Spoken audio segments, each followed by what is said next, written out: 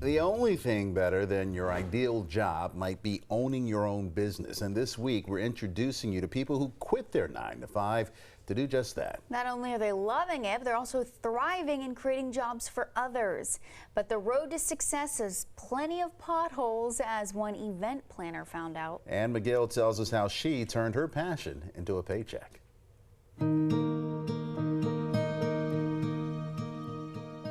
These breathtaking settings are the work of Michelle Moultrie Summers. But let's just say her first assignment of planning her sister's wedding was no fairy tale. Everything went wrong. Pastor showed up wrong time. My mom ended up doing the ceremony. The reception was horrible, but she loved it, and it was the craziest feeling. But I was like, I want to do it again.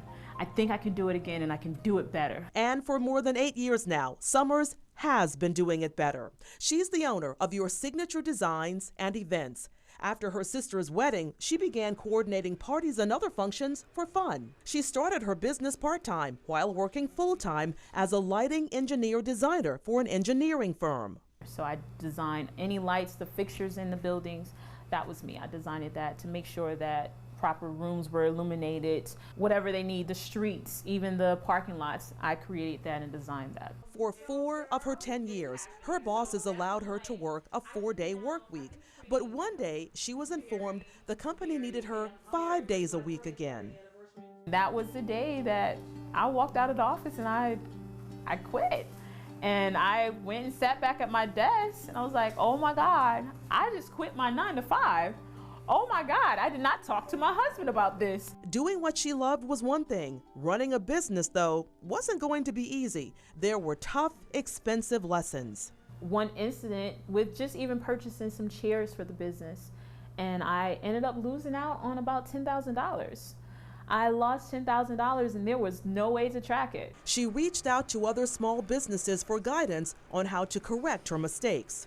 Not understanding what I need to charge for the product, what I need to charge for labor, what I needed to charge for renting the trucks, because at that time I didn't have trucks, so I had to rent my trucks to transport my items. And with the husband and 2 kids, running a business also put a strain on her home life. It did get tough on us, me and Herbert, but we found, I don't know, that first year we found a way to press through. A little more bright because all the... But halfway through the 2nd year of being full-time, business really started to blossom.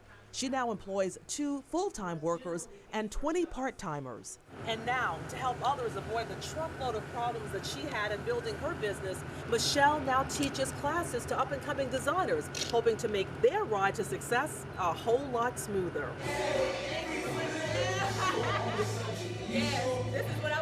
And it's this kind of reaction from couples when they see their wedding reception venue for the first time that puts a smile on her face and reassures Summers that turning her passion into a paycheck was well worth it.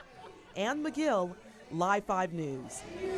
Summers says if she had to do it all over again, there are 3 things she would have done differently, and she offers Facebook sessions on designing flowers every Thursday. Anna shared that information on our website at live5news.com. And coming up tomorrow night, meet the owner of Cast Iron Food Truck. Hear about Victor Colbert's bumps in the road on his journey to cooking up a successful business. If you're a fan of food trucks, maybe you've heard of Cast Iron and the notorious PIG sandwich. But long before Victor Colbert bought his food truck, he worked for other people, even wearing some hats that had nothing at all to do with his passion of cooking. Ann McGill tells us how he turned that passion into a paycheck. I'm melting cheese on 2 mediums. Shrimp potato salad, all right. Fried shrimp. The crowd at the old Naval Base started lining up before 11 a.m. on a Tuesday at Cast Iron Food Truck. I'm getting close on jerk chicken. I'll let you know, though. You'll find Victor Colbert and his crew serving up lunch at this location every other Tuesday. The jerk is in the air. I can smell it, so I just had to come for it. I love jerk chicken, love Jamaican food.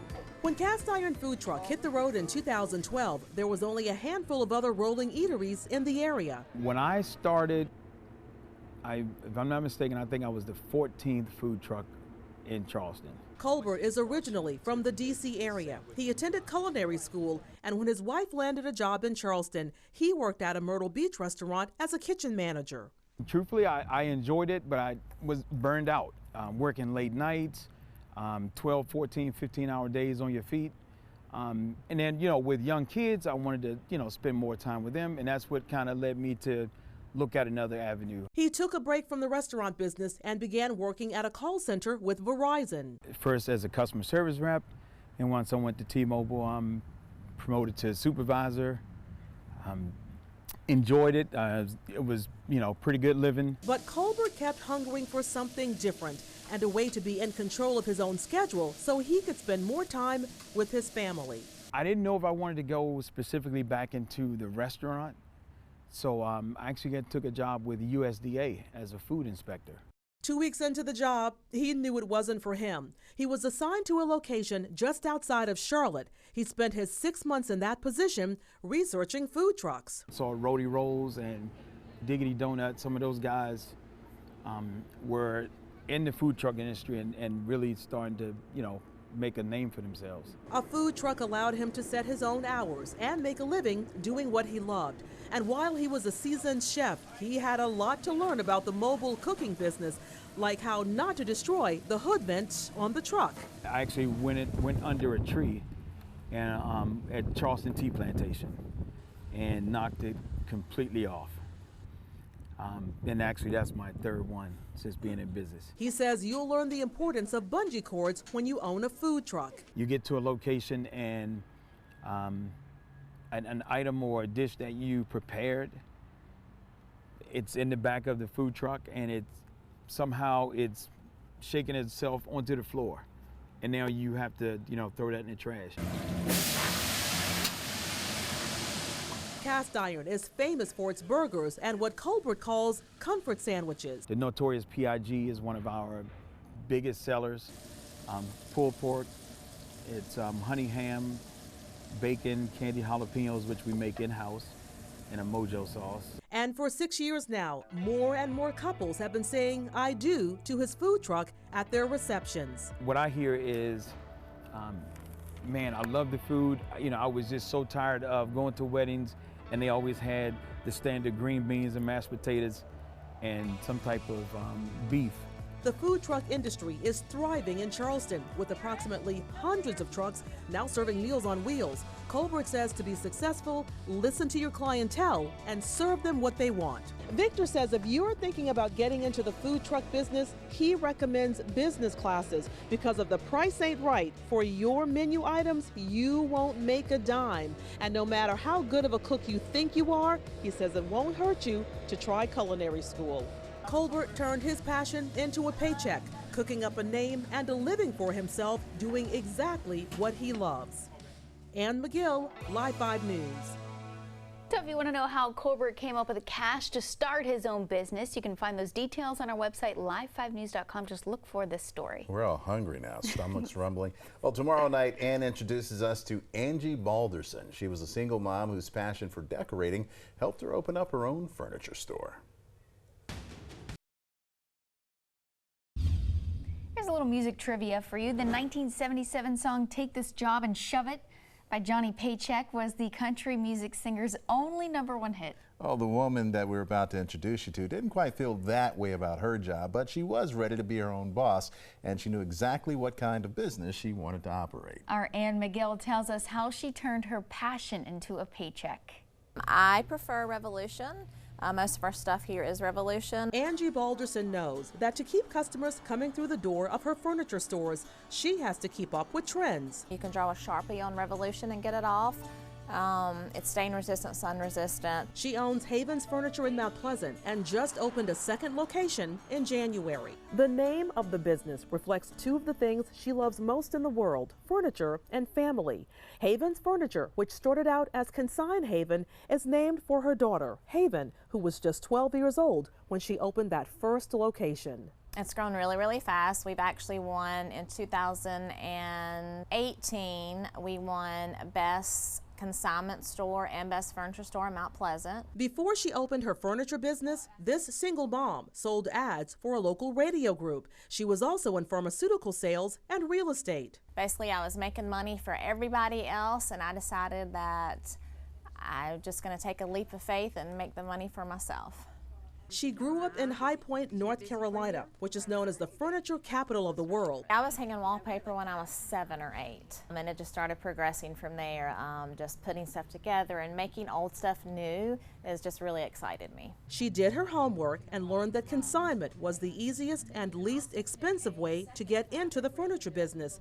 Then she got on the phone and called furniture stores in other states to get the pros and cons of the business. So I was still working for radio sales, and I was able to buy the furniture and start refinishing it. And basically I bought me a storage unit, and I just started stacking furniture in there, and then just until I got enough to where I could actually open up a store. Balderson says it was tough at first. She was a one-woman operation. Just me in this little store working. I closed one day a week so I could have a day to breathe, or a day to go to take my daughter to the doctor or whatnot. She refinished old pieces of furniture, giving them new life. And this is one, it's an old shutter. The top and the bottom's a shutter, and then this is the trim from a house. And this is the hinge from the shutter. She didn't have a lot of inventory to work with at first, but she made it work. This building was super empty with the furniture kind of piled in the middle, and I just spread it out to just getting another piece and another piece and another piece, and then consigners would bring their pieces in. I'd refinish those, and then I started bringing in new stuff, and it just kind of snowballed from there. In just a little more than 2 years, she owns 2 stores and has 8 employees. She offers this advice to others considering becoming their own boss. Very scary. That's why it took me so long to do it, and just, I was like, I'm not getting any younger. At a certain point, I feel like that you just have to make yourself do it, or you're just never going to do it. She hopes her story will inspire other women to take a chance and turn their passion into a paycheck. Ann McGill, Live 5 News. Balderson says for a business like hers, 3 things are crucial, Rolf. Location, location, location. So after she found a great storefront, other things she said fell into place. And you can find out how she financed her business by going to our website, live5news.com. Great story. And tomorrow night, you're going to meet a woman who turned a tragedy into triumph after the murder of her mom. Ann wraps up her series on people who quit their 9 to 5 to turn their passion into a paycheck.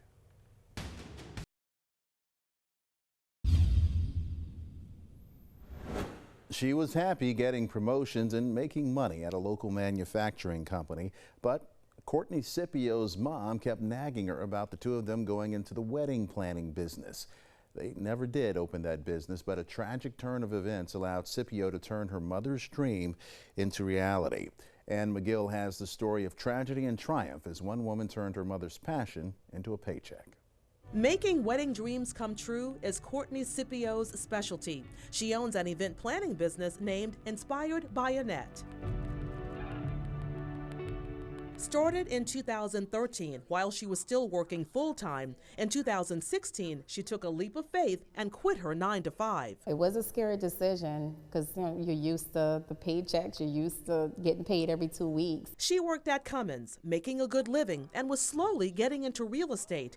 Event planning was actually her mother's dream. My mother Annette always had a love and passion for decor and design. She would always try to get me involved for us to start this company together, but that wasn't any of my plans. Then something tragic happened, and Scipio's mom would never get the chance to see her dream come true. In 2012, I lost my mother to domestic violence. My mother, boyfriend at the time, he shot my mom and then turned around and took his own life. Annette Shaw was just 42 years old when she was murdered. Her 3 youngest children were sitting in a car at a convenience store parking lot where the shooting happened. Scipio says in addition to dealing with the tragic way that she lost her mom, she also had to take in her younger siblings, 2 sisters and a brother. But she says it was her mother's love and her faith that helped her to get through it all.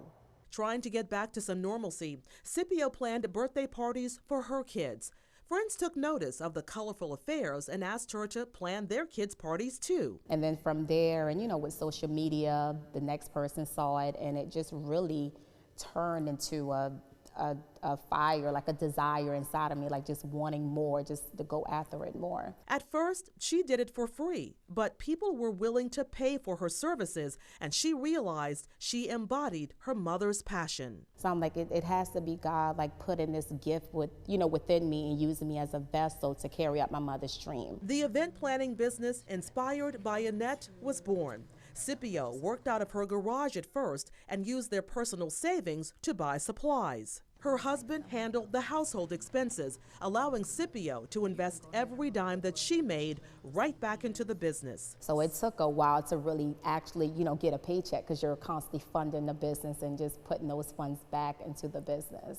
She made plenty of mistakes along the way and lost some money too. Bad contracts, not charging enough, and having to come out of my own pocket to, for the funds. As her clientele grew, she moved into an event hall, expanded the business, and hired 4 full-time employees. And it's like three businesses in one, because we have the venue space, and then we do rentals, outside rentals, and then I do outside contracts for weddings and corporate events as well. Her husband Carlos quit his job and now runs the side of the business where they rent out chairs, tables, tents, and the like. Inspired by Annette is now a true family affair. And for those of you thinking about turning your passion into a paycheck, Scipio has this advice. Don't be afraid. Go after it. You have to take that leap of faith, and that's one of the lessons, and I'm glad that I did that within my business. Scipio told me if she could talk with her mom just one more time, she knows she would be pleased with the business. I think she would say that I knew you had it in you all this time. I'm very proud of you. Keep going and don't give up, and I love you. Ann McGill, Live 5 News. Scipio says it takes a village to build a business. Learn how family members pitched in and find out why she had to wear steel-toe boots at one point in her career. You can see her story and Ann McGill's other 3 reports about people quitting their 9-to-5s to start their own businesses on your own time. Go to our website and search Passion to Paycheck.